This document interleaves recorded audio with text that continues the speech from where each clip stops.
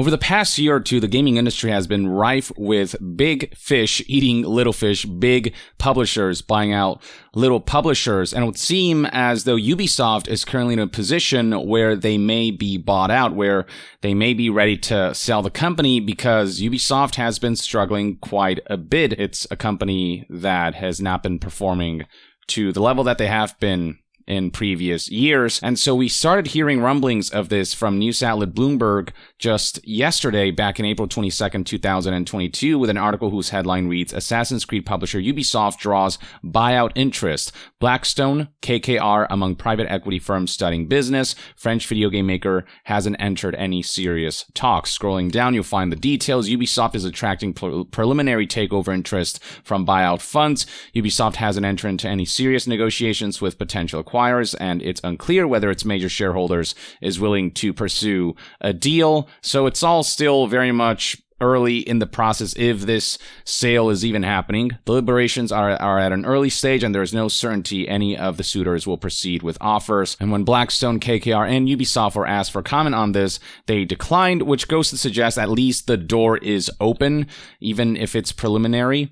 And then we have this Kotaku report that went into further detail. They spoke to a number of sources. This was published earlier today. The headline reads, Report Private Equity Eyeing Ubisoft as the Next Big Gaming Acquisition. Scrolling down, you'll find what sources relate to Kotaku. Ubisoft has been working closely with several outside consultancy firms in recent years to audit various parts of its business. While companies will do this to become more profitable and prepare for the future, sources Kotaku spoke with suggest it's a sign Ubisoft's trying to tidy up its books for a potential sale. They're cleaning house, making sure everything is in the right place so that when they're ready for a sale, everything looks squeaky clean and they can do this as smoothly as possible. There seem to be signs that they're preparing for such a possibility. So again, the door is open. If someone did want to buy Ubisoft, they would be potentially getting it at a huge discount. The stock was over $110 a share in July of 2018. Now it's at $41. They would still need to go through the Guillemot family, which is currently estimated to own 15% of the just under $5 billion market cap business. And indeed, if you look at the stock chart for Ubisoft Entertainment SA, you can see here in 2018, Ubisoft achieved an all-time high, but that has fluctuated quite a bit since. And in recent months, the stock price has really plummeted because of all the controversy surrounding the company. The relatively not as great as it could be financial performance. Their games are just getting stale. Fan interest surrounding their IPs is diminishing because Ubisoft is frankly mishandling a lot of their IPs, especially where Tom Clancy is concerned. You name it, it's just not a good outlook. It feels like a company that's struggling to keep pace. Kotaku's report also suggests that CEO Yves Guillemot is potentially thinking of hanging up the mantle. The 35-year-old video game industry veteran might be looking for an exit strategy, and while he did, back when Ubisoft was doing better, fend off attempted hostile takeover by Vivendi, it would seem as though now he's thinking it's just not worth the effort. Maybe it's best to just sell off the company and cut our losses. Not to mention that Yves Guillemot doesn't have a family heir to take over the business, as Charlie Guillemot, his son, actually left the company last year, resulting in no relatives left to take over the family business. Indeed, there was an article written about this by news outlet Kotaku, published back in May 27th, 2021, titled, Charlie Guillemot, son of Ubisoft CEO, is leaving the company. And it's not just sons of CEOs that is leaving the company. There's been just a general problem of attrition among its senior talent. In fact, I talked all about this in a previous video when I discussed reports about how there's so many Ubisoft employees quitting the company that the employees are calling this the Great Exodus. This was from late 2021, December 20th, 2021. When senior veteran talent is leaving at the rate that they are within Ubisoft, I mean, that's a lot of trouble. They're the developers who are kind of holding everything together in terms of keeping things organized, training new talent, and ensuring that you have a development environment with a pipeline that isn't clogged. But as senior talent leaves and they're continuously replaced by newer, less experienced talent, the quality of games and the efficiency of development are bound to suffer, as it's ultimately human beings who create these games and products. And then, of course, we can't forget about the reckoning Ubisoft is facing because of the culture of harassment, abuse, misconduct, and discrimination that they fostered, with employees protesting, complaining that Ubisoft hasn't done enough, despite their claims that they're going to clean house and whatnot. And that controversy still raging on. Ubisoft employees and developers are still pissed about how that's being handled and how it continues to be mishandled. It's just this like perfect storm of not ideal scenarios. So desperate is Ubisoft to fill the gap of releases. At one point, they decided to turn one of Assassin's Creed Valhalla's planned DLCs into a standalone stopgap game. And then when it comes to other franchises like Far Cry, Ghost Recon, and a full-fledged Assassin's Creed game, the next one, the sequel for each respective IP's series, remains further out than Ubisoft had previously planned. So when it comes to the near future, their lineup isn't looking particularly enticing on the customer and player's end. Now, Ubisoft was reached out for comment. They responded as follows: "We don't comment on rumors or speculation. Ubisoft has unmatched creative and production capacities." I don't know if I can vouch for that, given all of their games feel so samey and similar and so stagnant as a result, with them recycling the same open world structure. But Ubisoft insists that their creativity is unmatched, with more than 20,000 talented people collaborating across our global studios on game development. Thanks to them and to our long-term approach and appetite for taking creative risks. I mean, they've taken some risks here and there, but for the most part, they have a reputation for all of their games kind of feeling like they are spin-offs of each other, if that makes sense. If anything, there seems to be a lack of creative drive, with them leaning on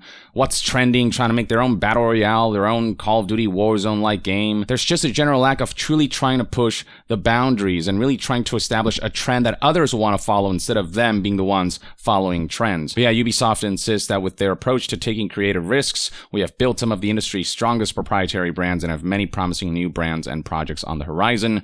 We also have one of the industry's deepest and most diversified portfolios, cutting-edge services and technologies, and a large and growing community of engaged players. As a result, we're ideally positioned to capitalize on the rapid industry growth and platform opportunities that are emerging right now. It's all pretty much corpo speak, trying to paint everything like it's hunky-dory, but it's quite clear that not all is well at Ubisoft. Now, Ubisoft did actually benefit from recent reports that Ubisoft may potentially be considering a sale-off, with Video Games Chronicle reporting today that Ubisoft stock has jumped 11% amid fresh takeover report. Now, whether Ubisoft getting bought off is ultimately a good thing or a bad thing would depend on a number of factors. There's certainly conversation to be had about the general trend of big fish consolidating little fish, and just a couple of companies controlling all these IPs and games. Like, there are definitely elements about that to be worried. But Ubisoft is such a struggling company, both creatively and morally, when it comes to both how they treat customers and employees, that it does feel like Ubisoft is in dire need of new leadership.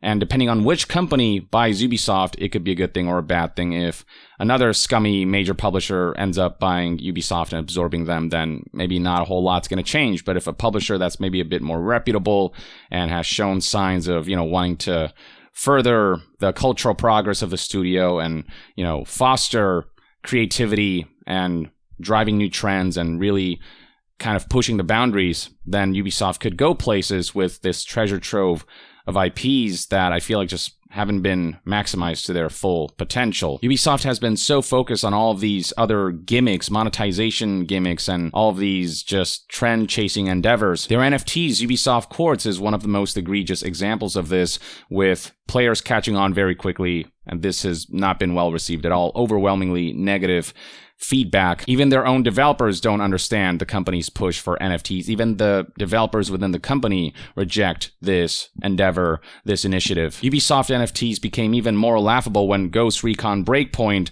the first game that they use as sort of the guinea pig for NFTs, announced that they would be ending further updates for the game. So the live service aspect of this game is pretty much dead. While the servers will remain online, the game will not be further updated, and it's still not in the best of state. So if you claimed or traded NFTs for Ghost Recon Breakpoint, if they weren't worthless before, they sure as hell are now. But already Ubisoft is apparently working on a new Ghost Recon game, which, I'll be honest, I have very little confidence for, given just how misguided they've been about how to approach Tom Clancy games. I mean, they recently announced this, I guess, spin-off Ghost Recon title called Ghost Recon Frontline. You can see the amount of negative reception this trailer got. Face 100 plus players, basically a first-person battle royale type of experience seems to be what this is, and it faced enough backlash and disinterest that Ubisoft at one point postponed the closed beta for Ghost Recon Frontline, the game nobody asked for, Kotaku aptly puts it. Then there's X-Defiant, another Tom Clancy game, or formerly a Tom Clancy game. Once again, we're looking at very negative reception for this first-person shooter that seems to, again, be chasing trends more than anything and using the Tom Clancy name and just kind of shoehorning it in there in a game that is the furthest thing from Tom Clancy in its tone and its gameplay style. And eventually they did remove the Tom Clancy name from X-Defiant and rebranded it completely, making the logo look like, I don't know, like a esports sponsorship instead of this, you know, hello fellow kids kind of visual style that we're initially going for. There's their failed battle royale endeavor Hyperscape, the cyberpunk sort of arena shooter style battle royale that'll be shut down in 5 days. Actually, it'll shut down on April 28th, 2022. This was announced back in January of 2022. They did try something with this. I'll give them credit there. This one did feel like they were trying to, you know, do a battle royale, but do it a little differently. But the execution was still, unfortunately, poor. And they are trying to recycle, I guess, the game's assets by developing a new third-person IP called Pathfinder. Who knows how that's gonna go, but yeah, it essentially will have a similar graphical design to the soon-to-be shut down Hyperscape. And then the latest thing that they announced is something called Project Q, a team battle arena letting players truly own the experience. Just how many multiplayer games are they just like factory producing out there? They all feel like kind of within the same genre. Just, I guess, it almost feels like the problem that they're having with open world games. It just feels like with their, you know, first-person endeavors, the Tom Clancy endeavors and all these things, they're just pushing for your battle royales and your, you know, your typical, you know, team battle arena shooter. Again, very much in the realm of trend chasing rather than really coming up with something that feels genuinely fresh and genuinely something to look forward to that separates it from everything else out there in oversaturated markets. Now, Ubisoft made the announcement official because Project Q, as this project is known, leaked at one point, so they just straight up said introducing codename Project Q, a team battle arena letting players truly own the experience. Now, when they said truly own the experience, people immediately assumed, oh crap, well, here come the NFTs. They did address that, I'll get to that in a bit, and then they addressed some concerns. By the way, this is not a battle royale, they said. The game will feature a variety of PvP modes with one single goal in mind, fun. I'd be surprised if one of the modes at least wasn't battle royale, though maybe it's not the main mode, and I guess we'll see how its PvP modes will be different enough from all the other stuff out there that's relatively similar to what this game seems to be going for. But when it comes to Ubisoft, you know, uniqueness is not the first word that comes to mind. Now, here comes a tweet addressing NFTs. We don't have plans to add NFTs to this game. You can find out more by registering and taking part in the upcoming tests. You've got to love how two-faced Ubisoft is about NFTs. On one hand, they'll say that NFTs are the future, that gamers love this stuff, and that this is just going to open up all kinds of new doors for the future of gaming, though it's abundantly clear that all it's going to open up is new avenues of monetization. But I love how they pretend like NFTs are the best thing ever for gaming and then turn right around, and then when it's convenient for them, they'll use the lack and absence of NFTs in an upcoming game as positive PR, as a positive thing when it suits them. It's almost as if they're actually well aware that gamers hate NFTs. But you can see this is a company that's just been struggling on all fronts in terms of its performance and the optics surrounding the company. It's starting to feel like Ubisoft is running out of fuel.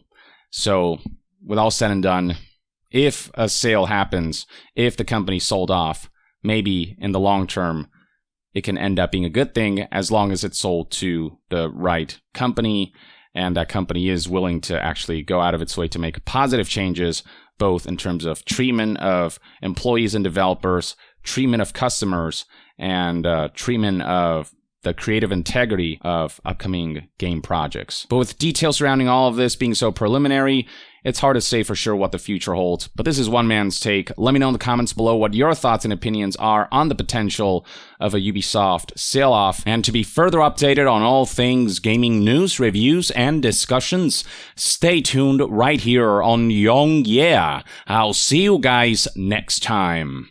Young out.